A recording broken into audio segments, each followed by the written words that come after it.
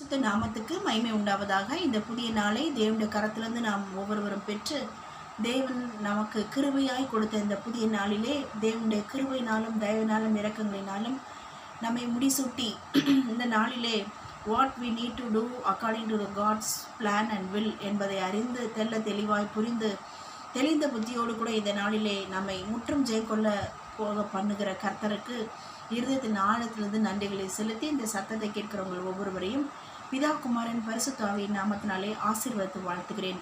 இன்றைக்கு கர்த்தர் ஆதாரமாய் கொடுத்த வேத வசன பகுதி ஏசாயா 51:4 சொல்லுகிறது, என் ஜனங்களே எனக்கு செவி கொடுங்கள், என் ஜாதியாரே என் வாக்கை கவனிங்கள்.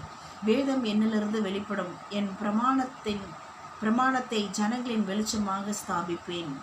ஸோ வேதம் நம்மிலிருந்து வெளிப்படும், ஜனங்களின் என் பிரமாணத்தை ஜனங்களின் வெளிச்சமாக ஸ்தாபிப்பேன்.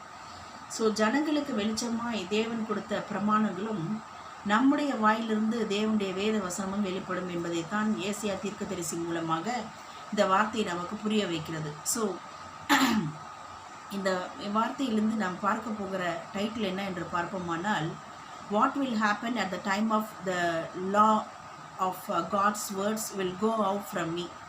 ஸோ என் வாயிலிருந்து வேத வசனம் வெளிப்படும் போது what is happening, what is going to be happen, that's what our topic today.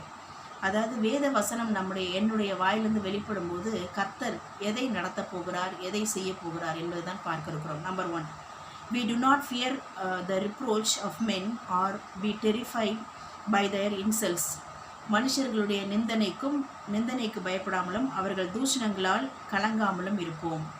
So கர்த்தருடைய வேத வசனத்தை பிரசங்கித்து, வேத வசனத்தை அறிக்கையிட்டு, வேத வசனத்தை ப்ரொக்ளைம் பண்ணி, வேத வசனத்தையே பிரசங்கித்து கொண்டிருக்கிற என்னுடைய வாயிலிருந்து வேத வசனம் வெளிப்படுகிறது நிமித்தமாக, வேத வசனத்தை இருதயத்திலே சிந்தையிலே வைத்திருப்பது நிமித்தமாக, அந்த வேத வசனங்கள் இருதய நிறைவினால் வாய் பேசுகிறபடினாலே என் வாயிலிருந்து வேத வசனங்கள் வெளிப்பட நான் மனுஷர்களால் வருகிற நிந்தனைகள், அவமானங்களுக்கு நான் என் இருதயம் பயப்படாமலும் கலங்காமலும் இருக்கும்.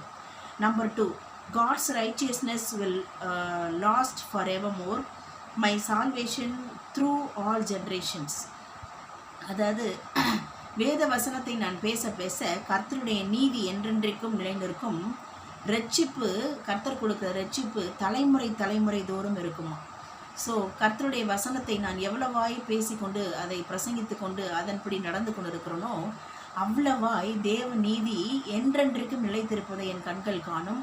அது மாத்திரமல்ல, என் தலைமுறை தோறும் அவருடைய ரட்சிப்பு வந்து கொண்டே இருக்குமா. ஸோ 1000 தலைமுறை மட்டும் அவருடைய கற்பனைகளுக்கு கட்டளைகளுக்கு கீழ்ப்படிந்து நடக்கிற நமக்கு 1000 தலைமுறை மட்டும் இரக்கம் செய்வேன் என்று அவர் மேல் அன்பு கூறுகிற நமக்கு சொல்லியிருக்கிறாரே, அந்த வாக்குத்தத்த வார்த்தையின்படியாக தேவ நீதியை செய்கிற நாம் தொடர்ந்து தேவ நீதி எங்கும் நம்முடைய எல்லைகளில் நிலை பெற்றிருக்கிறதை கண்கள் காணும். அது மாத்திரமல்ல, நம்முடைய தலைமுறையோடு ஒழிந்து போகாது. 1000 தலைமுறை மட்டும் தலைமுறையாய் தேவனுடைய ரட்சிப்பு நம்முடைய குடும்பத்திலே, என்னுடைய குடும்பங்களிலே 1000 தலைமுறைகளுக்கு ரட்சிப்பை கர்த்தர் கொடுத்து கொண்டே இருப்பார். Number 3, everlasting joy will crown our heads, all sorrow and shying will flee away. அதாவது everlasting joy அப்படின்னா நித்திய மகிழ்ச்சி நம்முடைய தலையின் மேல் இருக்கும், சஞ்சலமும் தவிப்பும் ஓடி போகும். So everlasting joy will crown our head and all sorrow and shying will flee away. அப்படின்னா சஞ்சலமும் தவிப்பும் நம்மை விட்டு, நம் பிள்ளைகளை விட்டு, குடும்பத்தை விட்டு ஓடி போகும், வெளியேறும். சஞ்சலமும் தவிப்பும் வெளியே போயிடும். ஆனால் நித்திய மகிழ்ச்சியை நம்மேல், நம் பிள்ளைகள் மேல் கர்த்தர் தலைமுறை தோறும் கொடுத்து கொண்டே இருப்பார்.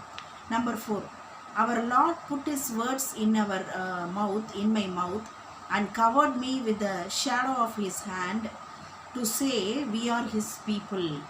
அதாவது அவருடைய கரத்த நிழலினால் என்னையும் என் பிள்ளைகளையும் முழு குடும்ப அங்கத்தினரையும் கர்த்தர் மறைக்கிறார்.